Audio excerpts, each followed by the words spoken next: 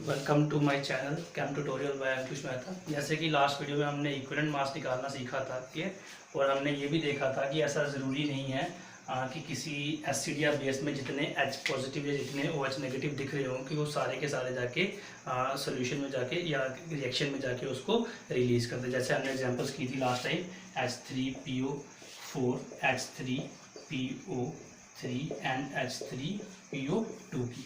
तो हमने देखा था कि इसमें x की वैल्यू कितनी आ रही थी 3 और इसमें आई थी 2 और इसमें कितनी आई थी 1। ठीक, तो ये हमें कैसे पता चला था, इनके स्ट्रक्चर से। ठीक, तो अब हम थोड़ा सा आगे बढ़ते हैं। देखो ये x की वैल्यू डिपेंड करती है ना। एक और चीज़ इसमें बहुत इंपॉर्टेंट है, value of x also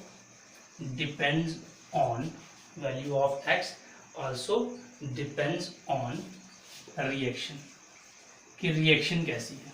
reaction पे भी x की वैल्यू क्या करती है, डिपेंड करती है। जैसे मैं यहाँ पे एग्जांपल ले रहा हूँ, NaOH एक रिएक्शन लेंगे हम लोग और H2SO4, इसके बीच में एक रिएक्शन होती है और क्या बनता है NaHSO4 प्लस वाटर। क्या बना NaHSO4 प्लस वाटर। अगर आप ध्यान से देख पा रहे हो तो यहाँ पे जो हमारा सल्फ्यूरिक एसिड है उसने सिर्फ एक ही H पॉजिटिव को डोनेट करा है। अब यहाँ पे अगर आप बोलोगे कि भाई इसकी x की वैल्यू 2 है, मतलब इसकी बेसिसिटी की वैल्यू जो है वो 2 है, तो डेट इज रॉन्ग। क्यों? क्योंकि यहाँ पे अगर आप इस रिएक्शन में देखो तो जो हमारा सल्फ्यूरिक एसिड है उसने सिर्फ एक ही H पॉजिटिव दिया है, क्योंकि जब ये एक H पॉजिटिव देता है तो क्या बनता है H पॉजिटिव और HSO4 नेगेटिव, और यहाँ से इसने क्या दिया एक OH नेगेटिव। ये OH नेगेटिव और इस H पॉजिटिव ने क्या बना दिया वाटर, और यहाँ से जो Na निकला उसने इस H पॉजिटिव की इसके अंदर जगह ले ली और क्या बन गया NaHSO4। क्लियर? तो यहाँ पे फिर हमारी जो बेसिसिटी होगी उसकी वैल्यू क्या होगी बेटा 1 होगी, क्योंकि यहाँ पे एक ही H रिप्लेस हुआ है, तो यहाँ पे बेसिसिटी की वैल्यू क्या होगी 1 होगी, ना कि 2 होगी। क्लियर? तो बेसिसिटी हमारी या जो भी x की वैल्यू होती है वो आल्सो डिपेंड करती है किसके ऊपर, रिएक्शन के ऊपर। क्लियर? क्योंकि यहाँ पे सल्फ्यूरिक एसिड ने क्या दिया, सिर्फ एक ही H पॉजिटिव रिप्लेस किया है रिएक्शन में। क्लियर? तो ये भी बात इंपॉर्टेंट है, नोट्स में डालनी है आपने बात ये। क्लियर? तो चलिए अब आगे बढ़ते हैं हम लोग।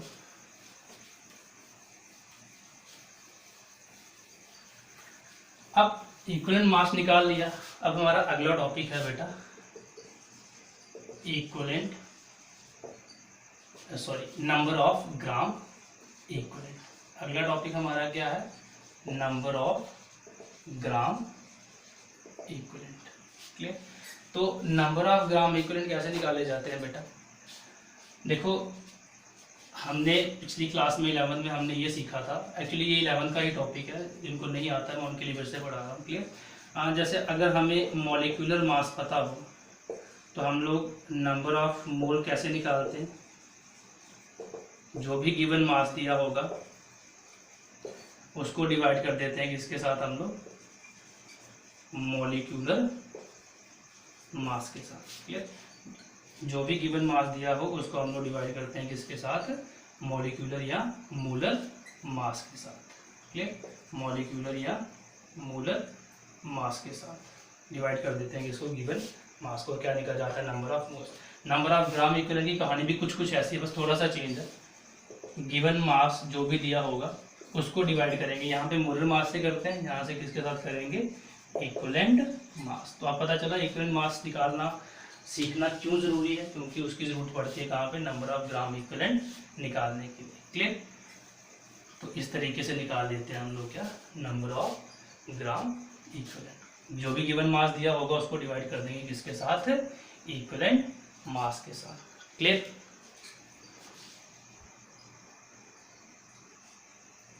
तो चलिए अब हम कुछ एग्जांपल्स कर लेते हैं नंबर ऑफ ग्राम इक्विवेलेंट निकालने की। क्लियर? तो चलिए देखते हैं।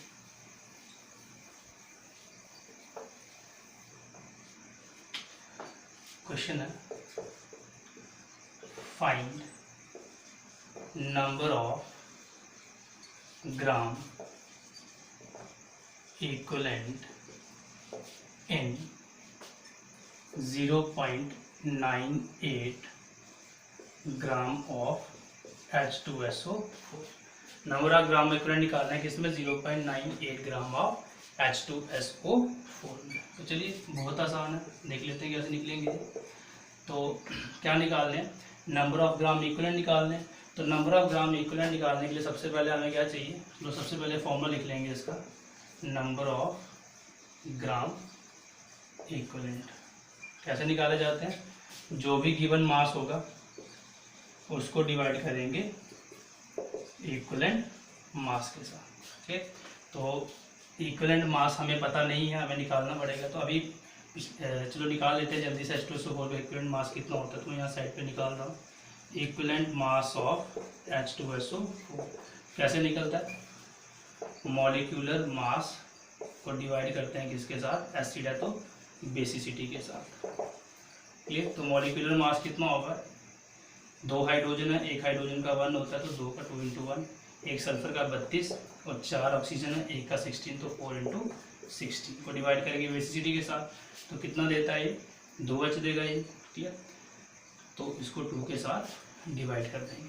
क्लियर, तो 2 × 1 2 + 32 + 64/2, तो that become equal to 98/2 which is equal to 49। देखो बेटा, वो जो मैंने आपको H3PO4 वाला केस समझाया है कि ऐसा ज़रूरी नहीं है कि सारे के सारे H पॉजिटिव डोनेट कर दें, वो तब होता है जब हमें कंडीशन दे रखी हो। अगर हमें कंडीशन नहीं दे रखी है, जैसे सॉरी जो हमने अभी पिछले रिएक्शन की इस वीडियो में वो वाली NaOH और H2SO4 वाली, तो अगर हमें दे रखा है कि भाई वो 1H दे रहा है जैसे उस रिएक्शन में दिख रहा था, तो हम उसकी बेसिसिटी 1 लिखेंगे। अगर आपको जनरल में दे रखा है ये, तो आप लोग क्या करोगे, जितने एक्चुअल में H2SO4 डोनेट करता है वो सारे के सारे यहाँ पे बेसिसिटी उसको लिख दोगे। क्लियर, जैसे कि हमने वाली रिएक्शन की थी ना जिसमें NaHSO4 बनता है, तो उसमें हमने बेसिसिटी की वैल्यू 1 रखी थी, तो वो कंडीशन हमें दे रखी थी। अगर आपको कंडीशन दे रखी होगी तो फिर आप इस वैल्यू को चेंज करोगे, अदरवाइज जो जनरल में वैल्यू होती है आप लोग वही लिखोगे। क्लियर, तो कितना आया यहाँ पे इक्विवेलेंट मास 49 ग्राम। तो कर दो पुट, यहाँ पे गिवन मास कितना दे रखा है 0.98। क्लियर, अपॉन 49 ग्राम में तो वो कट जाएंगे। क्लियर, अच्छा इसको चेंज कर लेते हैं थोड़ा सा, 98/100/49। तो ये किस तरीके से हो जाएगा, जिसके नीचे कुछ नहीं होता उसके नीचे 1 होता है, तो रेसिप्रोकल को ले लो, तो 98/100 × 49, तो 49 × 2 98, तो this is 2/100 which is equal to 0.02। तो कितना नंबर ऑफ ग्राम इक्विवेलेंट है, 0.02। क्लियर, बहुत इजी। चलिए एक और एग्जांपल करते हैं हम लोग। ठीक है, एक और एग्जांपल करते हैं हम लोग। अब हमारे पास क्वेश्चन है, find number of gram equivalent in, find number of gram equivalent in 0.4 gram of H2S, sorry 0.4 gram of NaOH।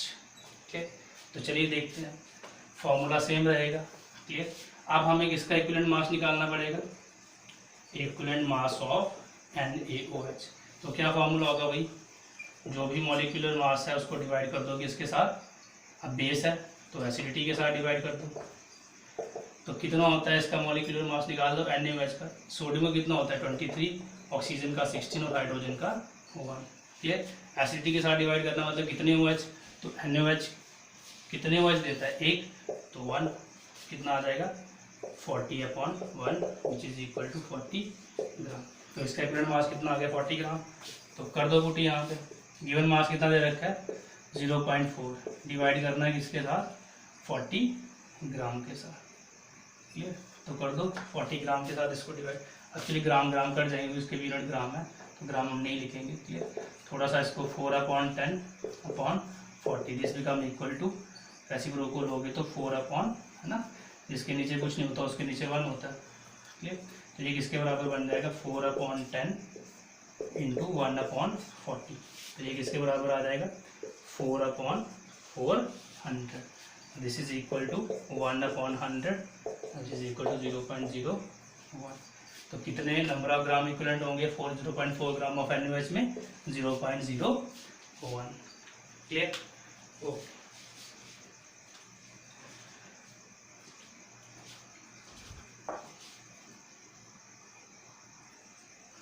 चलिए एक और क्वेश्चन कर लेते हैं हम इसके बेसिस पे। नेक्स्ट क्वेश्चन इसी के बेसिस पे नंबर ऑफ ग्राम इक्विवेलेंट, ताकि आपको अच्छे से ये आ जाए निकालना। Find number of gram equivalent in gram equivalent in 53 gram of Na2CO3। Okay, तो अगेन वही formula number of gram equivalent निकालने का।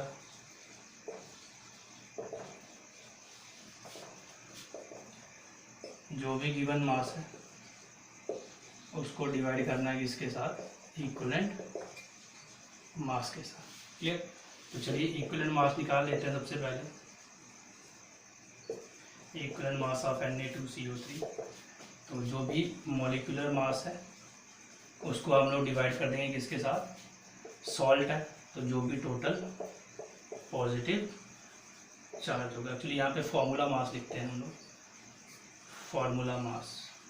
ठीक है, तो क्या होगा इसका फॉर्मूला मास, 2 सोडियम है तो 2 × 23 plus carbon 12 plus oxygen, 3 oxygen है तो 3 × 16 अपॉन कितना पॉजिटिव चार्ज है 2। क्लियर? तो 2 × 23 that is 46 plus 12 plus 48 upon 2, कितना निकलेगा ये 106/2 विच इज इक्वल टू 53 ग्राम। तो कितना निकला इक्विवेलेंट मास 53 ग्राम। क्लियर?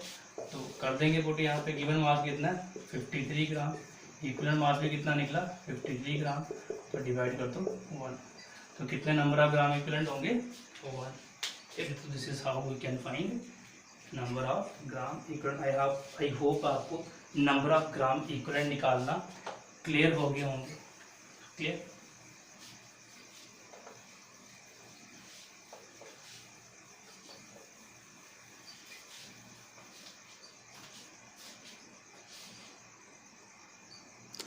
तो चलिए अब एक इंटरेस्टिंग फैक्ट देख लेते हैं।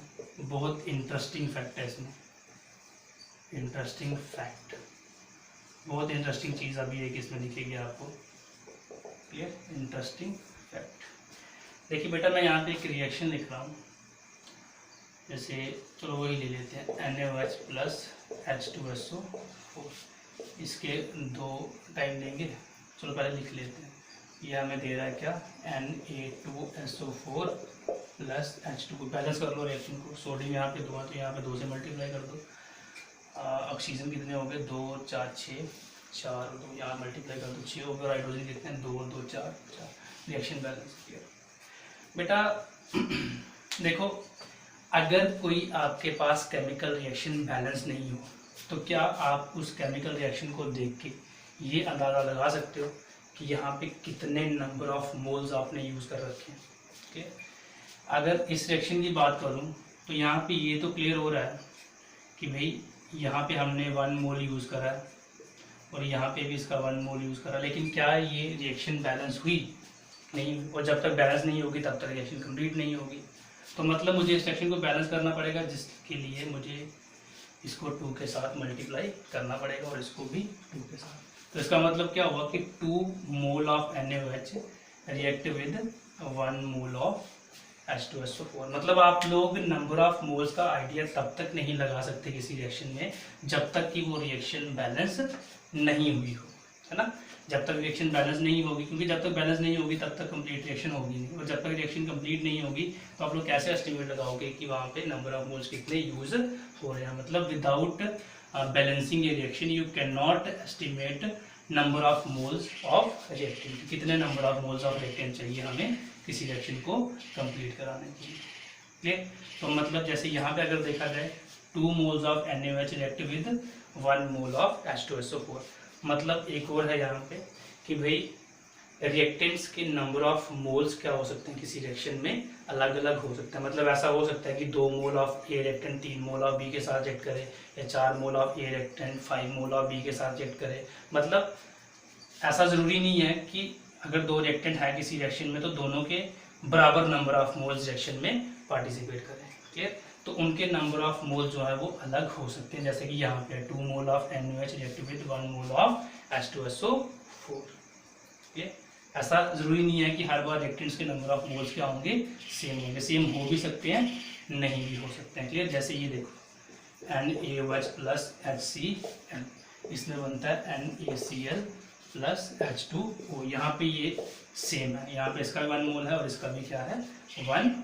यहाँ पे 1 mole of NaOH react with 1 mole of HCl।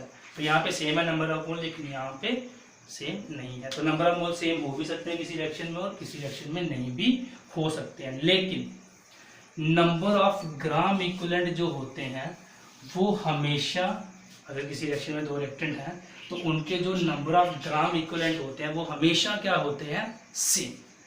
Number of gram equivalent, बड़े इंपॉर्टेंट लाइन है, इसको नोट करेंगे कि नंबर ऑफ ग्राम इक्विवेलेंट किसी भी रिएक्शन में जो रिएक्टेंट होते हैं उनके हमेशा क्या होते हैं, सेम होते हैं। चलिए इसी के निकाल के देख लेते हैं। यहाँ पे हमारे पास बेटा कितने इसके मोल हैं, 2 मोल है ना। यहाँ पे हमारे पास कितने मोल हैं इसके, 2 मोल है ना। और H2SO4 के कितने मोल है हमारे पास, 1 मोल।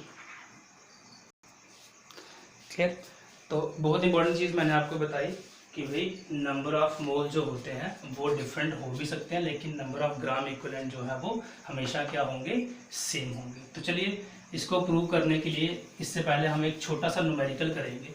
ठीक है, वो छोटा सा न्यूमेरिकल क्या है यहाँ पे देखेंगे हम लोग। ठीक है, ये देखिए ये छोटा सा numerical, find number of gram equivalent in 3 moles of H2SO4।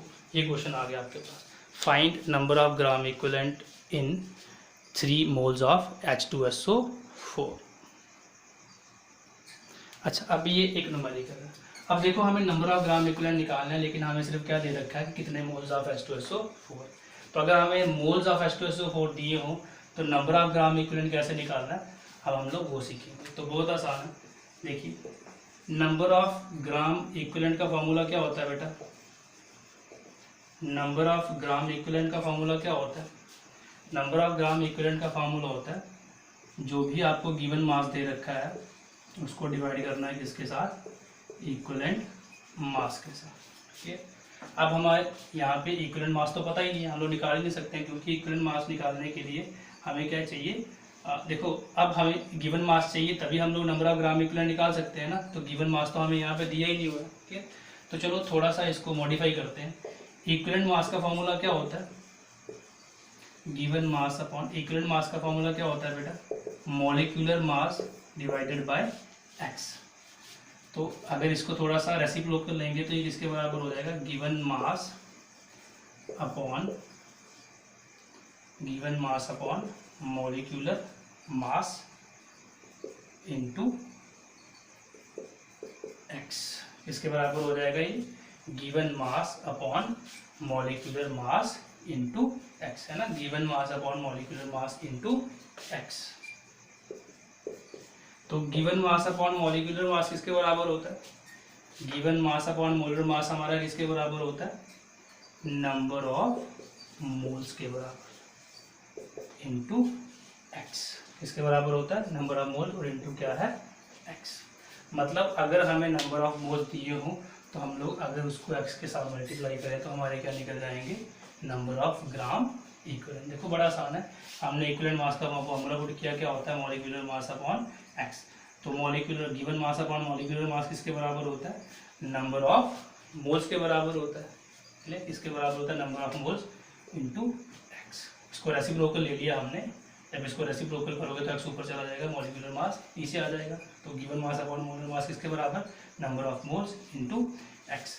तो कितने नंबर ऑफ मोल दे रखे हैं, 3, तो 3 इंटू एक्स। H2SO4 के लिए एक्स की वैल्यू क्या होती है, 2, तो 3 इंटू 2 6। तो कितने नंबर ऑफ ग्राम इक्विवेलेंट होंगे, 6। 3 मोल में कितने होंगे, 6।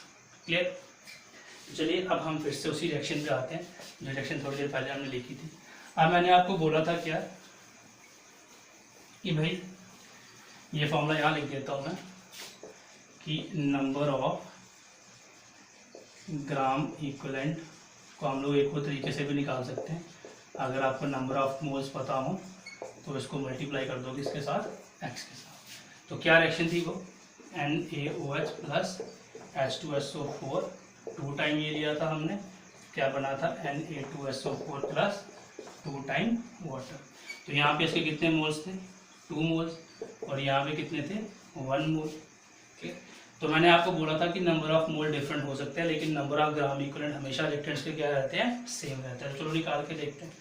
अच्छा, यहाँ पे कितना है, 1 मोल, और इसकी बेसिसिटी कितनी है, H2SO4 कितना H पॉजिटिव दे रहा है, ये 2 दे रहा है, क्योंकि रिएक्शन बैलेंस कर रखी है हमने, दोनों H यहाँ से निकल रहे हैं और 2 H यहाँ से निकल रहे हैं।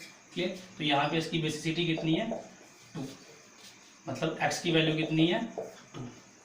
तो अगर हमें नंबर ऑफ मोल्स पता हो तो हम लोग नंबर ऑफ ग्राम इक्विवेलेंट निकाल सकते हैं। तो कितने क्या फॉर्मूला होता है, नंबर ऑफ मोल को मल्टीप्लाई करो x के साथ, तो 1 मोल है, 1 को मल्टीप्लाई करोगे 2 के साथ, तो कितने आए यहाँ पे, 2 ग्राम इक्विवेलेंट।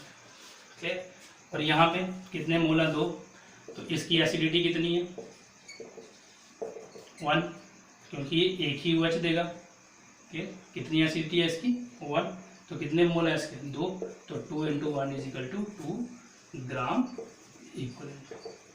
क्लियर, तो देखो यहाँ पे सेम आया, इसके भी 2 ग्राम इक्विवेलेंट आए और इसके भी 2 ग्राम इक्विवेलेंट। क्लियर, तो कोई भी रिएक्शन अगर होगी तो उसके रिएक्टेंट्स के नंबर ऑफ मोल्स डिफरेंट हो सकते हैं, लेकिन नंबर ऑफ ग्राम इक्विवेलेंट हमेशा क्या होते हैं, सेम होते हैं, हमेशा सेम। जैसे यहाँ पे भी 2 ग्राम और यहाँ पे भी 2 ग्राम। एक एग्जांपल और जल्दी से कर लेते हैं हम लोग।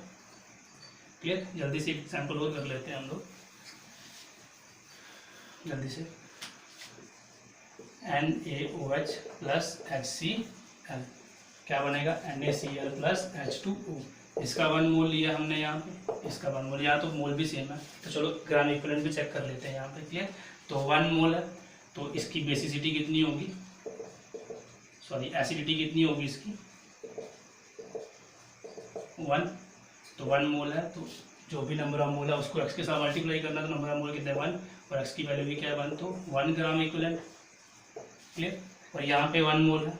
क्लियर, यहाँ पे नंबर ऑफ मोल की वैल्यू क्या 1 और x की वैल्यू क्या, ये भी यहाँ पे भी एक ही है, तो इसकी बेसिसिटी की वैल्यू क्या होगी 1, तो 1 × 1 = 1, तो मतलब यहाँ भी 1 ग्राम इक्विवेलेंट। तो नंबर ऑफ ग्राम इक्विवेलेंट कोई भी रिएक्शन उठा के देख लो आप लोग, हमेशा क्या होंगे, सेम होंगे, नंबर ऑफ ग्राम इक्विवेलेंट कभी भी डिफरेंट नहीं होते। Thank you very much, this is enough for today. ठीक है, अगला जो टॉपिक है हमारा, अब हमने नंबर ऑफ ग्राम इक्विवेलेंट निकालना सीख लिए हैं, इक्विवेलेंट मास निकालना सीख लिया, अब हमारे लिए नॉर्मेलिटी निकालना क्या हो जाएगा, ईजी हो जाएगा। तो नेक्स्ट वीडियो में हम लोग इसके बारे में पढ़ेंगे, नॉर्मेलिटी के बारे में पढ़ेंगे। क्लियर, तो चैनल को सब्सक्राइब कर दो, शेयर कर दो और बेल आइकन को प्रेस कर दो। और अगर वीडियो अच्छी लगी है, अगर आपके डाउट्स क्लियर हुए हैं तो लाइक बटन पर प्रेस कर देना और चैनल को सब्सक्राइब ज़रूर कीजिएगा। थैंक यू वेरी मच, जय हिंद।